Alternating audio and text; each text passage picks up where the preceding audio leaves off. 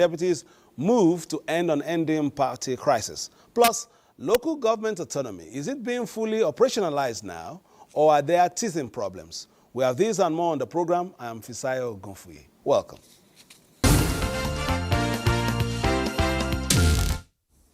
Of course, this is an abridged version of the show due to the commissioning at Buhari, but we'll try and delve into the matter as quick as possible. Now, Nigeria has expressed our commitment to harnessing the limitless potential of our youthful citizens by investing in education and boosting smart agriculture.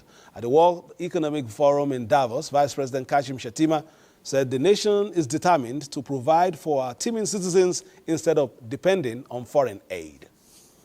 Military solution cannot solve our problems. We have to combine it.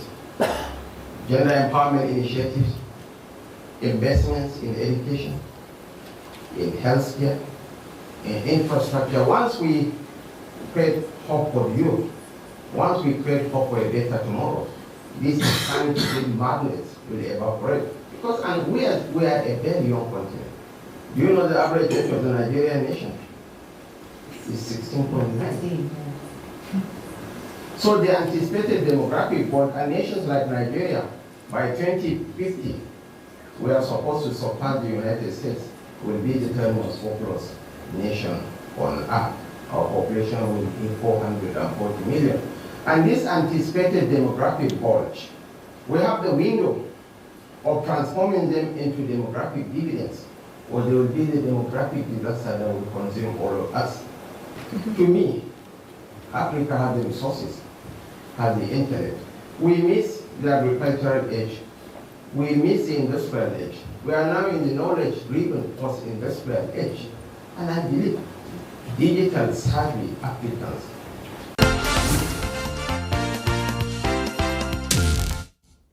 President of the Nigerian Senate, Godswill Akpabio, has emphasized the need for unity and collaboration amongst countries in Africa to foster innovation and enhance security. Senator Akpabio was addressing the 2025 First Ordinary Session of the National Assembly of Côte d'Ivoire in Abidjan. J'aimerais dire que je viens d'un pays de seulement 250 millions d'habitants, approche des prochaines élections, et je vous invite à répondre présent. Faites que vos réformes électorales traduisent la transparence.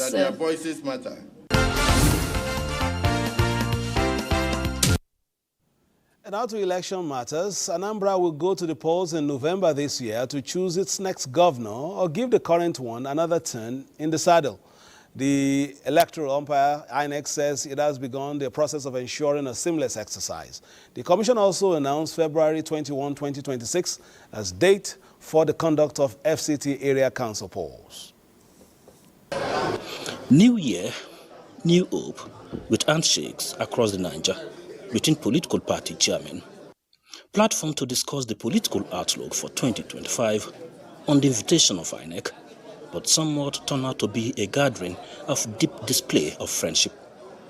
Those just secured victory in the courts, and those still occupying offices waiting for the final whistle from the courtrooms about intra-party wranglings, also wearing smiles. Mahmoud sensed the mood, maybe. His arrival was delayed for 1 hour for the flow to continue. That is not always available. To start by wishing you all a blissful new year. Time for business. Last year was politically busy with the conduct of 51 rerun, by- and off-cycle elections. 2025 may even be busier. Top on the schedule is the November 8th, 2025 governorship election in Anambra State. Parties to conduct primaries between 20th March and 10th April. But many are yet to furnish INEC with the schedule of activities, and there is a deadline for that. I urge those that have not done so to submit the details by the end of this week. Possible commencement of continual voters registration exercise and 14 by-elections already on INEC portfolio for execution this year, and INEC makes a play. Before we conducted the first set of by-elections in February last year, I recall that we appealed to you as leaders of political parties to nominate fresh candidates for these by-elections instead of serving members so that we don't have to conduct several by-elections. And I'm very happy to say that all the political parties responded positively. FCT Area Council polls scheduled for 21st February 2026. Mahmoud is proud of the Commission's performance. And the only part of the country where there has never been a caretaker committee and where no one political party has ever won all the seats in the area council in the FCT. Expectedly, the meeting then went backstage. Journalist take a bow.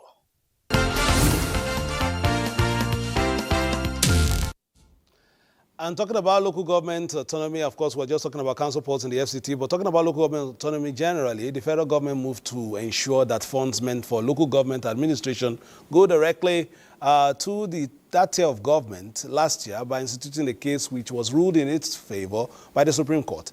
Is it being fully operationalized? Honorable Isaiah Osifo, pioneer Algon chairman in Edo State, and of course two-time chairman of the local government area of Edo State, joins us from Benin. Honorable Isaiah Osifo, thank you for joining us this afternoon. Can you hear me, Honorable? All right, we'll try and see if we can re-establish contact with Honorable Isaiah Osifo. He is the two-time Algon chairman joining us from Benin very shortly. We will try to connect with him. So, Honorable, if you can hear me, if I just want to bring to your attention the headlines of one of the papers today talking about local government funds on the nation. If my graphics person can put that from the nation this afternoon, today's paper, so that we can talk to that headline very quickly. And it says FARC disburses local government's general allocation through states. Looking at the, and what they are citing is the fact that many of the local governments have still not been able, to do the needful in terms of getting the accounts and all that to the central bank so that the monies could be could be steered directly to them. Honorable Sifo, if you can, first of all, let's do a little bit of an overview. Since that judgment, would you say you have seen a better output as far as local government administration is concerned, especially in the execution of projects? Thank you very much. That judgment became necessary because there was the need to establish the true status of local government in Nigeria. Section 7, Section 1 has explicitly expressed that local government in Nigeria is democratically elected. And of course, local government is a participant in the Federation Allocation Committee. That is to say, the revenue sharing is amongst the federal, state, and local government. And there was the need for the local government to have access to the funds that they are entitled to by the provision of Section 162 of the Constitution. And now, when that judgment came, it was just an amplification of all the rights and the constitutional duties of the local government. So there was only really novel about it. But the operationalization of that judgment is becoming difficult because of this political attitude of the intermediate tier of government, which is the state government. And now, if a tier of government is constitutionally recognized and the revenues that are accruable to that tier of government is from the federation account by virtue of the provision of the Constitution, I do not see why there should be any obstacle or there should be any delay by any person or institution, as the case may be. I mean, funny enough, under the military government, as bad as Sani Abacha, as they will say, the local government got the allocation directly from the federal government. Now we have a democracy, people have been elected. What is the difficulty in transferring that money from the central bank to the local government council? So it is not true that the councils have not been able to establish the account. The problem is with the intermediate tier of government, which is the state government, because of the political ambition to have control over the local government. Local government is not a creation of governors. Local government is not a gift by the governor. Local government is a creation of the Constitution of the Federal Republic of Nigeria. It's a high time Nigerians should tell these governors to obey the Constitution of Nigeria and to obey the law of the country, to allow this tier of government to function. If you have an effective local government, you're going to have an effective state government vis-a-vis the effective federal government. But when you frustrate local government, all the federal policy and state policy will just be made theoretical, because the actualization of policies of government at the federal state level can be realized if you have a robust and effective, well-funded, autonomous, constitutionally recognized local government council in Nigeria. Honorable Sifo, time is not our friend, naturally, because of what, the programs that we've had before coming on, but I still need to get some of your thoughts. First of all, your state is peculiar. Now, elected local government chairman was sacked by the state legislature a month ago. A month on, are these new ones who are appointed acting local government supervisors or acting chairmen, as they are referred to, will they now be able to access funds, legitimately, looking at their own status? Eyes of the law, there's no chairman or vice chairman in the state that has been dismissed from office. In the first place, those who said they dismissed chairman and vice chairman, when you operate constitutional democracy, you don't exercise authority that are not vested on you by law. Now, the state government, whether the executive arm or the legislative arm, do not have the power to sack an elected chairman or vice chairman. Besides that, this chairman and vice chairman have a pending judgment. They have a subsisting judgment of the state high court. One, a returning order that said you don't have the power to sack them. Another one, I gave an amplification to the judgment of the Supreme Court that says neither the executive arm of government or the executive arm of the state can sack a council chairman. So what we have now is constitutional crisis.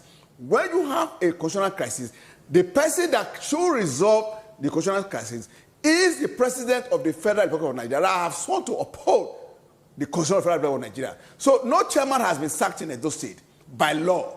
But if you don't have arbitrary application of power that you do not possess, and now you don't have a constitutional crisis, the power is on the table of the president. And these governors and the local government chairman, the lawyers that gave the judgment, have written a letter to the president. So the president is having the letter before him to resolve the constitutional crisis in Edo State. The president cannot shy away from his official responsibility, because he has sworn to an oath of office that he shall uphold and defend the Constitution of the Federal Republic of Nigeria. Therefore, if there's any institution or individual that feel he or she is bigger than the Constitution of Nigeria, it is the duty of the president of Nigeria to now ensure and enforce the Constitution of Nigeria. So, to me, I do not think that anybody has been sacked as chairman or vice chairman. What you have is a violation of the Constitution, and what is not expected is for the president to use his power, his authority, to ensure that the Constitution of Nigeria is not made stupid, it's not made ridiculous, it's not made rubbish by organs of government or by an individual, as the case may be. Of course, through the presidency, the police command, the main mandate of the police is to ensure the maintenance of law and order. Is the Inspector General of Police not aware that there's a judgment that gave power to this elected chairman to be in office? So who is stopping them to resume? Is the Commissioner of Police that don't stay not aware? So from the Commissioner of Police to the IG to the president, these are the people that should solve this problem, because the governor doesn't have any problem with them. A judgment has been given. The House of Assembly doesn't have any problem with them. A judgment has been given. Therefore, it is the police commissioner in Edo State, the Inspector General of Police, and the president to perform their constitutional duty to ensure that the rightful persons occupy the office. If the wrong person is there, the person to blame is the Commissioner of Police, the Inspector General of Police, and the President of Nigeria. And we should not wait that they should be blamed, because they have the power in less than 24 hours to exercise the authority to ensure that there is law and order and that there is sanity in Nigeria. What is happening in Edo State is not just an Edo State case. It is a matter of the Constitution of the Federal Republic of Nigeria that is being rubbish. Honorable Sifo, it is the president that should do that. I need you to still respond to, yes, you have made your point. I still need you to respond to this finally, because time is not a friend. But as it is in your local government, which you superintended over twice, what is happening at this time? Is it a case of just sit down, look? What is happening exactly at this time, especially for the people, in terms of, getting the dividends of democracy, as it were? All elected persons are frustrating the duties and function of the local government. The first schedule of the Constitution of Nigeria has stated clearly what the local government should do. Right now, some persons are not aligned. The local government will do their job. And this is a clear case of, it's not a political matter or a question of two people are quarreling. It is a question of audacity to violate the Constitution. And when you have such a situation, I'm saying it again for emphasis pay, we are not a banana republic. We are a democratically recognized nation in the Committee of Nations. I hold a PhD in international relations. Let me tell you, the local government is connected globally to other local government councils. The AGO in Nigeria is connected to all other sister bodies all over the world. America, Britain, Australia, New Zealand, they are aware of what is going on in Edo State. It is not good for this country that the president should keep quiet and allow some persons or institutions to violate. It will affect the country internationally in terms of national image. Don't think it's a council matter. This is an international issue. You cannot violate a constitution of a country. When you do that, that is barbarism. And when there's barbarism, there's no democracy. We have the democracy. We have the police commissioner. We have the general police. We have the president and commander-in-chief. Please, they should ensure that nobody is allowed to violate the Constitution of Nigeria. Because right now, nothing is working in Edo State local government. That is too bad for our country. Not only for Edo State, for our country. Because we are interconnected by the fact of 774 local government. I watched the Minister of FCT talking in Abuja. The 6 area councils are connected to the 18 local government councils in Edo State. So this synergy is there. No one unit should be allowed to demobilize one person by political ambition or aspiration. So it's not politics. It is a violation of the Constitution. No chairman or vice chairman has been sacked, rather than some people are holding on and trying to drag the Constitution to the mud, which the president should not allow. And all right. If we stand by law, everybody will benefit. I think you have made your point, Honorable Asayasufu. Thank you very much for your intervention.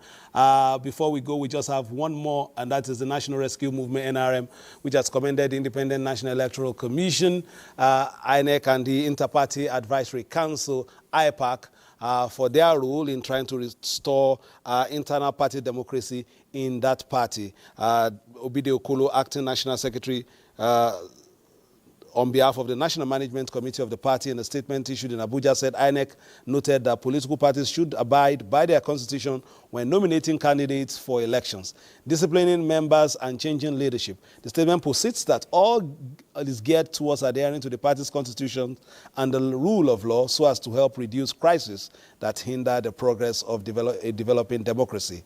In the similar vein, IPAC equally noted that the most outrageous, the alleged recent attempt by undemocratic forces to hijack the leadership of the National Rescue Movement, which happened on the 17th of January 2025 in Abuja. That has been the program Political Update for today. Many thanks to Honorable Isaiah Osifo, former Algon chairman, two-time local government chairman in Edo State, for his interventions as far as local government autonomy is concerned and accessing the funds, although not all local governments have been able to do the needful, and while some too are there's still the crisis of leadership as well. We will come back on Tuesday with a fresh topic. Between now and then, my name is Fisaya Ogunfi. Thanking you for staying tuned. All the best. Enjoy the rest of your week.